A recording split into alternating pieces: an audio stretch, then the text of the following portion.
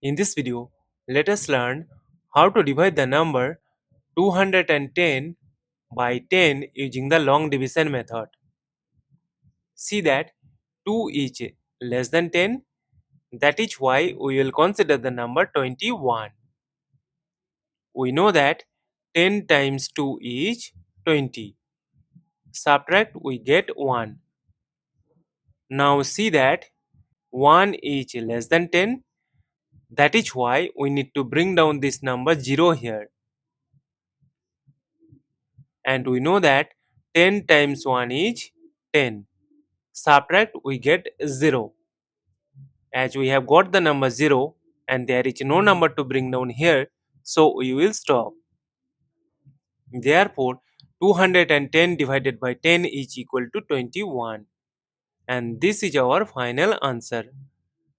Thank you for watching. Please like, share and comment on the video. Also do subscribe the channel.